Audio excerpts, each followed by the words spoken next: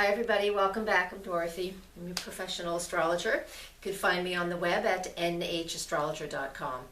And there on that website, if you were to go to the homepage and go ahead and sign up to be on my newsletter email list, each month I draw 3 people to get a free 20-minute astrology session with me.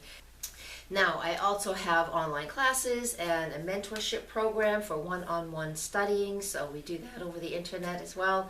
And I have 4 spaces left. So if you're interested in a private mentorship program for 6 months, let me know. All right, today I want to talk about February. So now that the advertising is over, okay? So with February, we have a few things going on. Of course, we know it as the month of love just because Valentine's is in here. Some of the things that are going on this month that are just general for everybody is the thing I want to focus on first off is on February 13th, between the 13th and the 15th.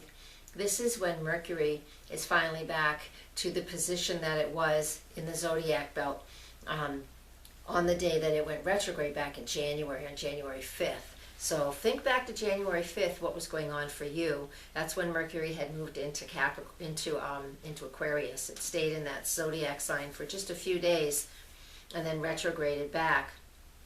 Now on February 13th to the 15th, this is when Mercury's finally past that hump, finally over that area where he was retrograde for a long time. So we're going to have some movement. That Mercury in Aquarius is definitely high thinking, it can be high energy, but it can also be somebody where we get something into our head, we're going to really chew on it for a long time. Fixed air is what Aquarius is. Mercury is that thinking mind, so it is a air planet naturally. So when it is connected, when it is in that sign of Aquarius, we're going to be having some interest in any of the things that Aquarius rules. So, of course, astrology is one of them. That'll be on the top of my list, of course. Anything that's technologically, anything in that category, right? So, February 13th to the 15th, Mercury finally gets over that hump of where it was January 5th when it went retrograde. So that means we get to move through some stuff, okay? We get to start really moving into the Aquarian energy and that unique piece of communicating. And February 14th, of course, it's right in the middle of this. So what goes on February 14th? And this is energy that we're all going to play into. On February 14th, the moon's in the sign of Taurus. That's a great place for the moon to be on the 14th of February, because the moon in Taurus is all about, sensual tastes and sensual smells and anything that is just lovely and luscious and beautiful. Now it makes a sextile to, let me look at my notes, to Neptune, right, in the evening of February 13th. So Saturday night, February 13th, most people would probably be going out to dinner and doing their romantic-y things on Saturday night, the day before Valentine's. And this is true. And this is what we get when we have on Saturday night. If you want to go out and have this romantic, date and just have a nice time, it's going to be that. We have all of the things, all of the cards are in place for just a romantic evening, just in and of itself. Kind of put parentheses around it. And that's it. After that, though, we have no other aspects that are cooperating with this romantic piece. So if you're going out on a first date on this night, there's going to be way too much pressure. All right. If you feel like just having a one-time date with somebody, then this is what the energy of the night's about. That's perfect, especially for those of us out there who are single. Go out, have a date, that's cool. But just know there's no Saturn. The Saturn aspects of the day just do not support a long-term relationship. Now, if you're in a stable relationship and you're just going out for fun because that's what you do on Valentine's Day, then this won't affect you quite as much. But it will be a nice date night, especially for married people who have not had an opportunity to get out and play in a long time because of children. All right? So go out, have fun. Just know that Saturday night, if you're going out for Valentine's, even if you're not going out for Valentine's, if you're going out Saturday night, it's just a night to have fun, enjoy good food, good drink, good company, and just know it's a great memory that you're making. And that's what it will be. That will be it. Doesn't have to go any further than that. So it sounds like a great night to have fun and have a party. So I'm going to leave, that's the general piece. So now I'm going to get on to a little more specific things for each of the zodiac signs. So that's next. All right, hi Leo, this one's for you. So we're going to start right off with February 5th. And on February 5th, we have Venus and Pluto making a conjunction in the sign of Capricorn.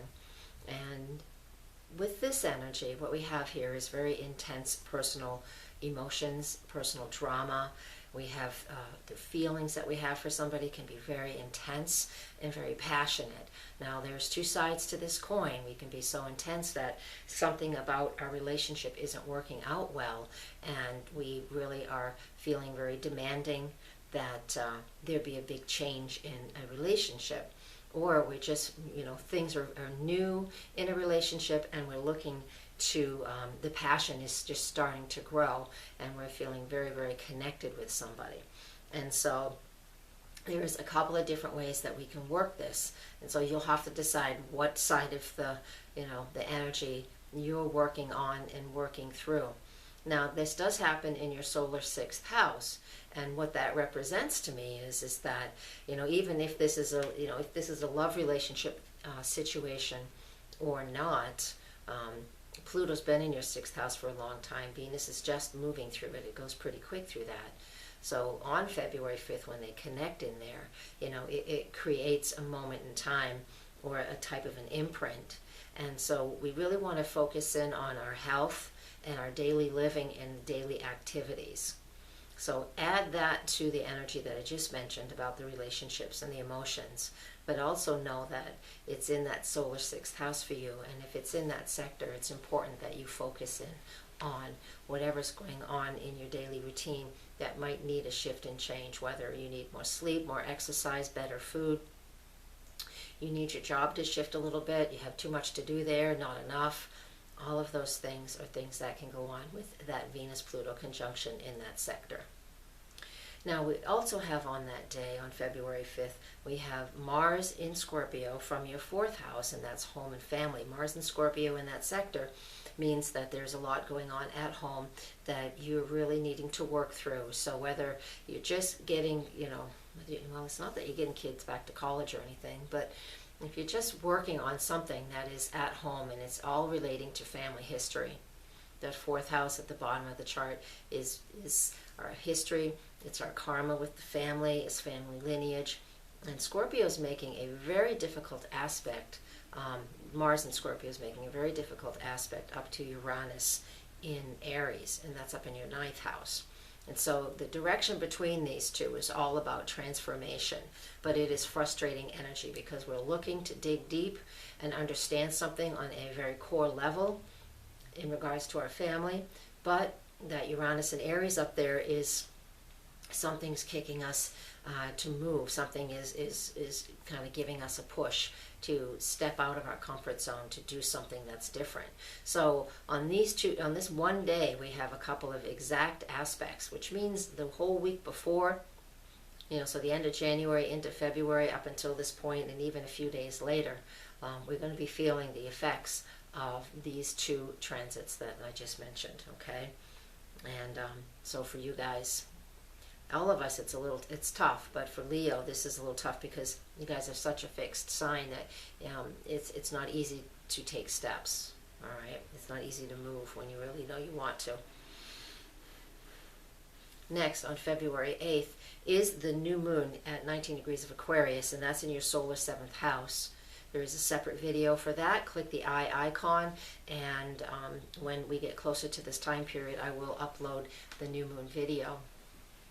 And you'll be able to go listen to that as a separate, it's like 15 minutes long, so it's a separate piece than this. But just add the information once you listen that this is in your solar 7th house. So this is where you can set new goals, new ideas, new things that are new for you, new inspiration in regards to your partnerships and your relationships. That new moon Aquarius is all about innovative and freedom, and where can I step up and serve the greater good, But it's in your solar 7th house, and that 7th house is about the one-to-one partnerships. So you may partner up with somebody who has very much interested in some type of cause that's bigger than you, bigger than all of us. And this doesn't necessarily mean love relationships. It can be just business partnerships too. It can be either. Just keep an eye out for it and see what you think. But come back and check that out. The same thing will happen with the full moon too. On February 10th, we have Venus making a trine aspect to Jupiter. Now this is a nice grounded earth trine. It's all about manifesting and creating what we want. Now we felt rather frustrated. We could feel frustrated and overly emotional right around February 5th, but with this aspect on the 10th, this is going to smooth things over. It's 5 days after these other two really hard aspects. And so this is coming from, again, your 6th house of everyday activities and everyday living over to Virgo, which is in your 2nd house, that Jupiter and Virgo in your 2nd house. And so to me, this is more about, it's not necessarily about relationships, but it's more about creating some financial stability for yourself. All right? Because that 2nd house and 6th house, those are two of the money houses. The 8th house is the other one. So we're working. So this is a good thing for you, Leo. This looks like a nice opportunity for you guys to, take on more work, get a raise, anything like that. Okay? I already talked about the 13th and the 14th of February in the beginning. Now I want to move on to February 22nd. And that full moon is in Virgo. And with the full moon in Virgo, that's all about releasing things and letting things go. It's in your solar 2nd house. And so with it in there, because it's near Jupiter, but not too close. It's not a conjunction in that solar 2nd house. So that does mean that you're going to be focusing in on getting rid of the things that you're doing too much of, so you can focus on the things that are really working well for you and what you value. This is really like just, it's like, in a way, it's kind of like trimming your hair. You really don't need the dead ends. And if you lose a little length, that doesn't matter. Everything else looks healthier. So this is an opportunity for you to trim something out of your life so the rest of the life feels better and more focused.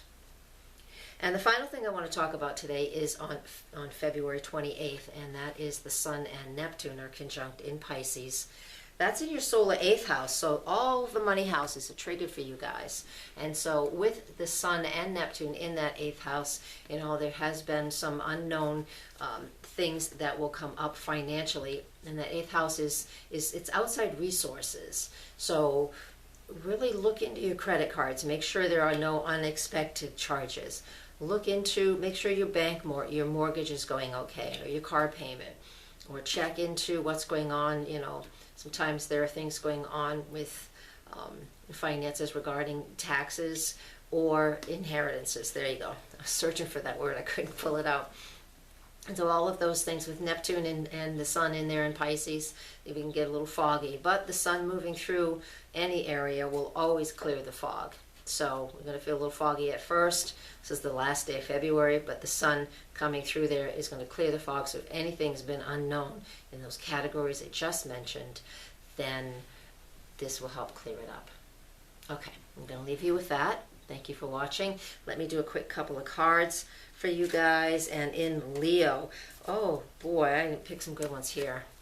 I'm sorry. So Leo, what we got is, the first card we have is Trapped in Fear, okay? So when that card shows up, what we really, all we need to do is just stand up and get out of it and move out of the fear that we're in. So if you're feeling fearful, because a couple of these aspects in the transits in the beginning of the month are really difficult. And you guys, Leos, are relatively fixed. It is a fixed fire, so it's important that you find that passion to step out of what's going on. So Trapped in Fear is a very different card to have. It's a difficult card, but the thing is, you can move through it if you believe in yourself. The Tower card comes up next, the Disruption card. So Leo, it just feels that you guys are going to have a little more shifts and changes this month than others, because when you shift and change, the fixed signs, when you guys do shift and change, it's usually big, because you guys hang on until the last minute until things have to change. So there is a lot of shifts for you guys. And the final card is Firm Foundation, which is wonderful. It's a nice way to end that one, because the Firm Foundation does believe in you, believe in what you do, believe in what you know. and don't allow others to change your mind and to shift you into what you don't believe, okay? So step into your own power with the energies of what's going on here this month of February. Right? If you need any more help, just contact me through my website, nahastrologer.com. All the links are either in the little eye icon up here or below in the text box. There is all kinds of information down there on how you can reach me. Classes, online classes, mentorship programs. Please subscribe to this channel as well, because I love to share what I know. I love to share with you guys. This is, anyways, it's my service to others. It is. All right, lots of love. Namaste.